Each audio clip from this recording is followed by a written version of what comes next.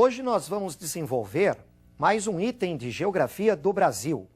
Vamos conhecer mais um pouco da economia do nosso país. Vamos falar do setor industrial, o setor secundário da economia.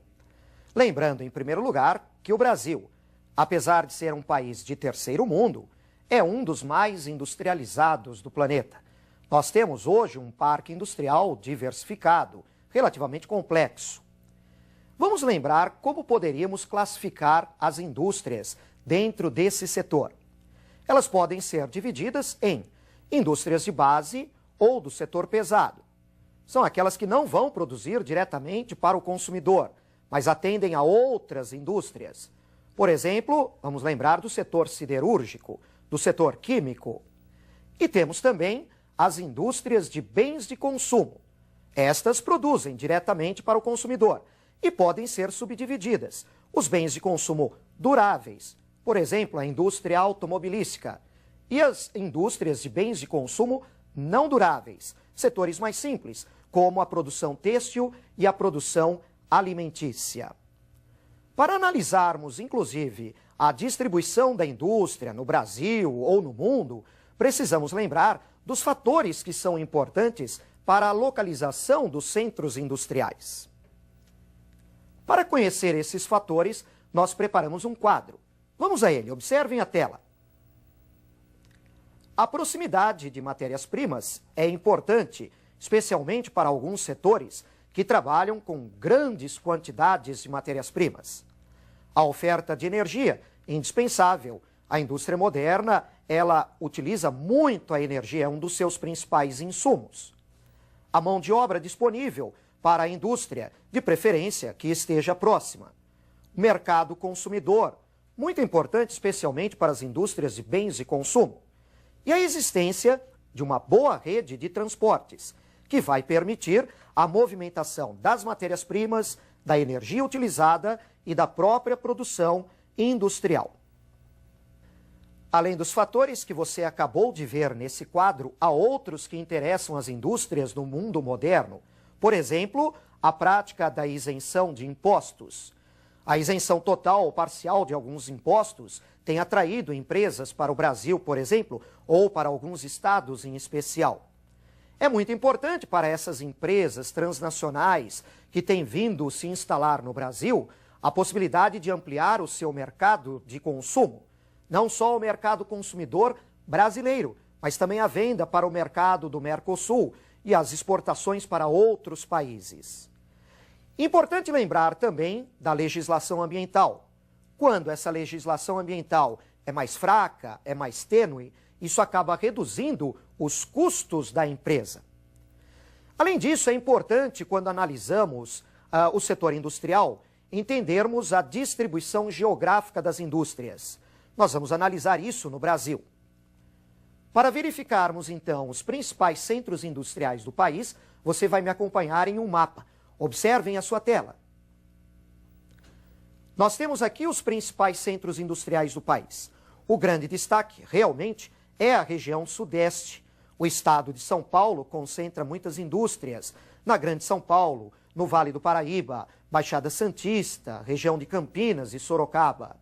O Rio de Janeiro, o estado de Minas Gerais, Paraná, Santa Catarina, lá no Vale do Itajaí, a região metropolitana da Grande Porto Alegre e algumas capitais nordestinas, como Salvador, Recife, Fortaleza e mesmo na região norte, podemos lembrar das instalações industriais na região de Belém e da Zona Franca de Manaus. Para conhecermos mais sobre a indústria brasileira, não só nos preocuparemos aqui com a distribuição dessas indústrias pelo território brasileiro, vamos lembrar também da evolução histórica do setor industrial no Brasil, desde o século XIX. Assim, você vai me acompanhar para analisarmos essa evolução industrial em alguns quadros que eu preparei. Vamos então ao nosso primeiro quadro. Observem a tela. A cafeicultura, fator importante na indústria do Brasil. Mas por que a cafeicultura? Bom, em primeiro lugar, nós precisamos lembrar que a cafeicultura, à medida em que ela se expande no Brasil durante o século XIX, ela atrai a mão de obra imigrante. Ela permite condições para uma expansão da malha ferroviária do país, melhoria de instalações portuárias como o Porto de Santos. Além disso, a concentração de capitais, o acúmulo de capitais. Mas o café vai ser importante também quando ele entra em declínio. À medida em que o café entra em crise no Brasil, após a crise de 29, da quebra da Bolsa de Valores de Nova York, percebe-se que a economia brasileira não pode ficar dependente de um único produto de exportação do setor primário, como o cultivo de café. Assim, os capitais acumulados passam a ser reorientados e investidos no setor industrial. Vamos agora a um segundo fator que interessa ao desenvolvimento da indústria no país. Observe a tela. As guerras mundiais. Por que as guerras mundiais acabaram interferindo na evolução industrial do Brasil? Ora, porque durante essas duas guerras mundiais, a Europa está em conflito e, assim, temos dificuldade em manter a importação dos produtos industrializados europeus. Vamos, então, procurar substituir esses produtos. É o que nós chamamos de uma política de substituição de importações, forçada pela ocorrência das guerras. Vamos agora a um terceiro fator que influenciou o nosso setor industrial. Os governos de Getúlio Vargas. Obviamente, você estuda com muita atenção os governos de Getúlio Vargas em história. Para nós, nessa aula de Indústria do Brasil, o que é importante lembrarmos do período de Getúlio Vargas? O desenvolvimento da indústria de base, da indústria pesada. Podemos lembrar de Getúlio Vargas dando início à implantação da primeira grande siderúrgica no país, a Companhia Siderúrgica Nacional, em Volta Redonda. E mais tarde, a criação da Petrobras, dando um impulso ao setor petroquímico. Não foi apenas o governo de Getúlio Vargas importante para o setor industrial. Veja o nosso próximo quadro. Governo de Juscelino Kubitschek. Juscelino Kubitschek implantou durante seu governo o Plano de Metas. A intenção do governo JK, através desse plano de metas, seria desenvolver a infraestrutura do país, infraestrutura energética, de transportes. Para isso, atrair investimentos de empresas estrangeiras, tanto no setor de base, dando continuidade ao que já havia feito Getúlio Vargas, mas também desenvolvendo, a partir daí, a indústria de bens de consumo duráveis. Lembre-se das primeiras montadoras se instalando no Brasil na época do governo JK. Agora vamos a mais um fato importante para o nosso desenvolvimento industrial. Observe. Os governos militares.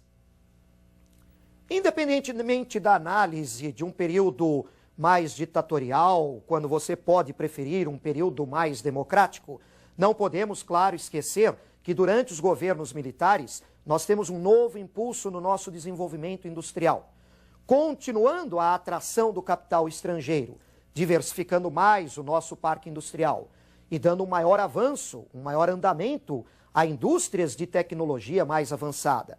Vamos ter, portanto, uma evolução, por exemplo, do nosso setor aeronáutico, espacial e bélico. Agora me acompanhe na nossa próxima tela para entendermos um pouco mais do setor industrial brasileiro. Vejam comigo. Essa questão nós vamos analisar vai permitir você entender também a evolução industrial mais recente do Brasil. A globalização da economia mundial afetou a indústria no Brasil? Sim, e continua afetando. Vamos lembrar que com essa economia globalizada, com o avanço do neoliberalismo, nós temos uma série de acontecimentos que vão influenciar decisivamente na evolução recente de nossa indústria. Podemos lembrar, em primeiro lugar, da própria criação do Mercosul, desde as negociações iniciais, ainda no governo Sarney.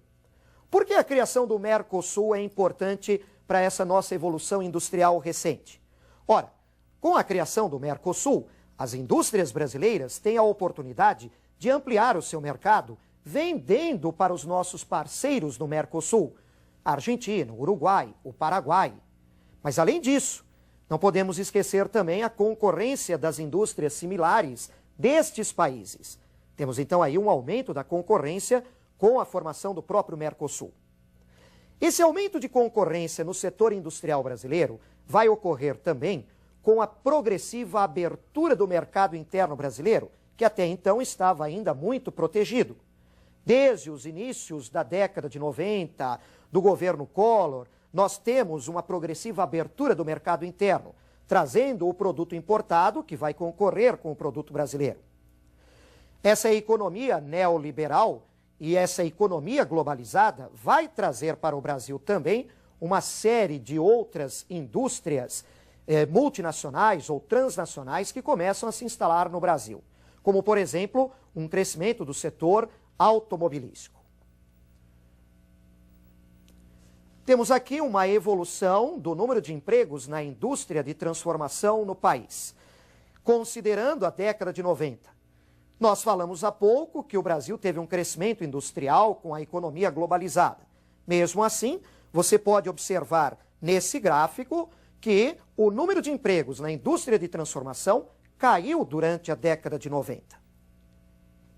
Apesar do crescimento do setor industrial brasileiro nos anos 90, você observou essa queda do número de empregos na indústria de transformação.